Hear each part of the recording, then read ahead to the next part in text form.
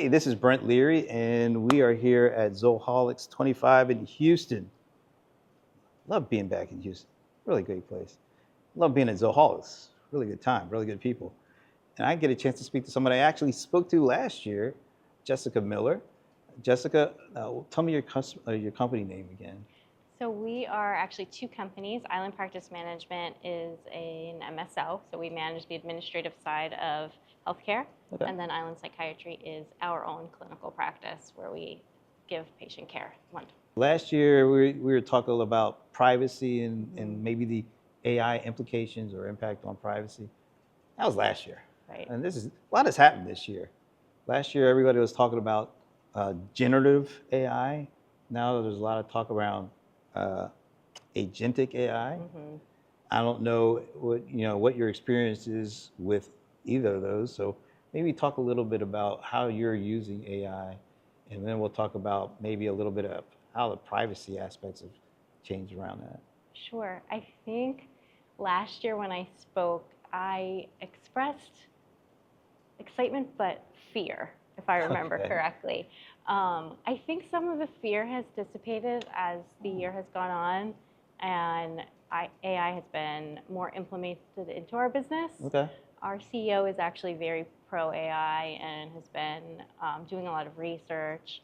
So we've tried our best to get it into our business practices, even somewhat on the clinical side, but as you mentioned, privacy is always an issue on the more clinical side. So we do have, a license for all of our clinicians to access maybe questions that are more general.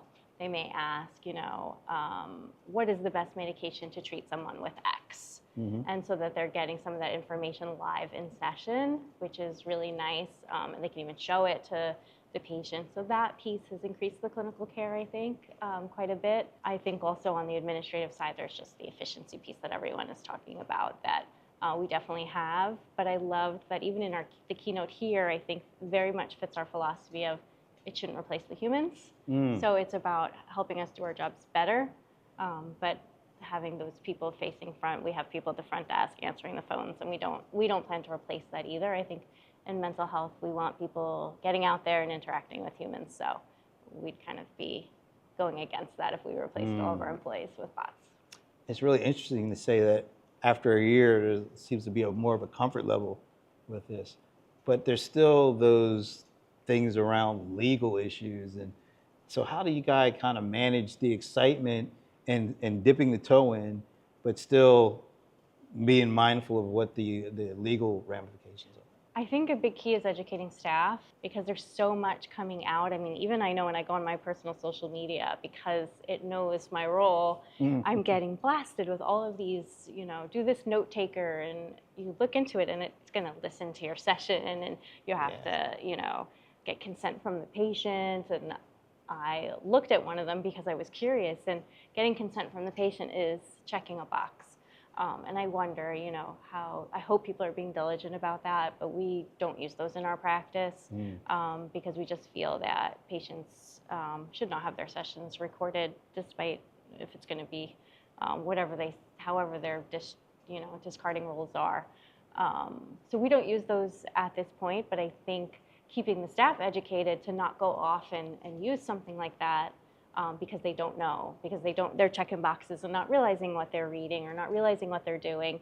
We had a situation where I think there was some integrated AI on one of the browsers that someone was using. Okay. And so they were just asking questions, and they called me and they said, I think I have a problem. I think it's reading my browser. And I said, well, I'm sure you agreed to that at some point. Were you careful? We only use one type of AI here, and it's the one we've approved, not that one. And that's exactly what had happened. They had just, check, and then all of a sudden it's reading the browser, and the browser could have PHI on it. So, luckily we caught it before anything, turned into a breach. But if they hadn't realized it was reading the pages, what if our EHR was open? What if it was reading the medical record? So there's definitely a lot of issues still around being careful of what people are using because of the explosion, especially in mental health over the past year, of what's available. Have there been any new policies set in place So as you get more and more comfortable with using AI, are there things that your management is saying, maybe we need to make sure we have some written down rules and ways so that people know to stay on the right side of that? I actually just had to do that recently, and it was sparked by that incident. All right. So I sent out a document for everyone to review and sign that just went over, what AI is approved by the company, how, if there's something you want to use, to bring it to compliance officer, which is me, so that we can go over it together and see if it can be approved by the company, and just how to use AI in a compliant way. How do you use it without PHI? And what kinds of questions can you ask, and what are appropriate uses of it? So you've, over the last year, it sounds like, gotten much more comfortable in trying things out. And have you heard anything back, any feedback from customers? Some of them express some of the fear of, what's going to happen as it evolves. But anything new sometimes has that fear. So we would deal with it in the same therapeutic way. I would say that the topic with AI that comes up most with patients is the fact that it's coming into the therapeutic realm and them asking our opinion on using it in that way. And that is probably still one of the dilemmas for me as a clinician, to say, here's ChatGPT, and yeah, I can ask it. Everyone has access to that, to say, I'm feeling very uneasy right now. Can you walk me through some anxiety exercises, or can you help me come down from this panic attack? Honestly, it doesn't do a bad job, if I'm going to be honest, of telling you some techniques that can help in those situations. And I think if it's used along with a therapist who can tell you, like, okay, maybe in this situation, have it say, remember those tools that my therapist taught me? You have them stored in your memory. Can you remind me which one I'm supposed to use for this case? Oh, yeah. But to have the ChatGPT guiding the therapy, because some people are saying, can I replace my therapist with it, concerns me. And I know that there's been some cases that we've read about that it, misunderstood, or there's the situation of hallucinations where it makes up information.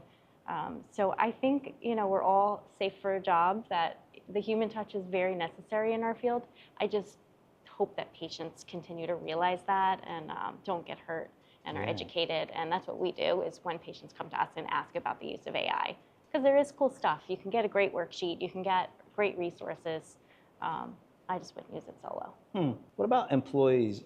Do they feel pretty comfortable allowing their data to be used by AI as they get more out there with it? I see a little bit of a split with some of our staff. I think we tend to have younger staff that are new in the field.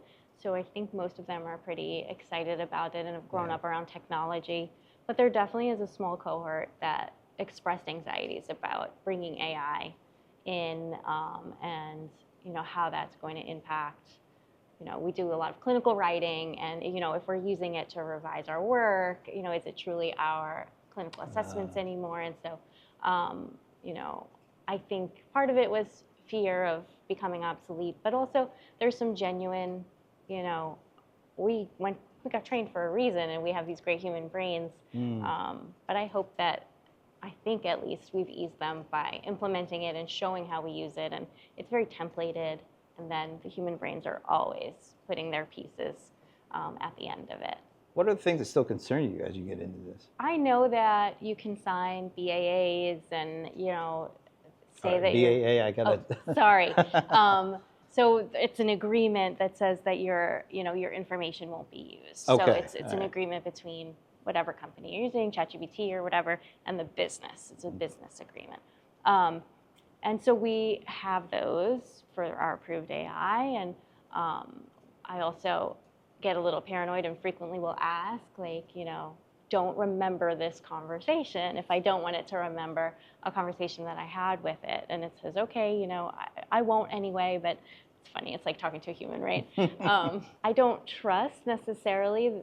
To me, like, once data is out there, right? That's what your mom always told you when you were younger. Like, don't put it out on the internet, because once it's out there, it never goes away. So I feel that way about this, and that we're feeding so much information to these machines to help us. But what else is that information going to be used for, especially when we're talking about people's private information, employee data? You know, I'm also on the HR side, and I have used it to, you know, help me write up a document for somebody's disciplinary actions. Oh, okay. And, you know, I try not to use names or anything, but you're putting in information about, you know, what their goals are, what you'd like them to work on. And, you know, if someone accessed that information, it probably wouldn't be too hard to piece, you know, if I said what department they're in or whatever, to piece who it is, maybe, or just, I don't know. It's interesting what this little thing knows about us. And just on a personal level, I've asked mine, what do you know about me? And it was pretty scary. Really? Was it accurate? Like, it knows what town I live in, because I guess I asked for a lot of like restaurant suggestions and things, you know, around my town. Yep. It knew what I did for a living. Wow. It knew about how old I was. So I was like, oh no, it knows a lot.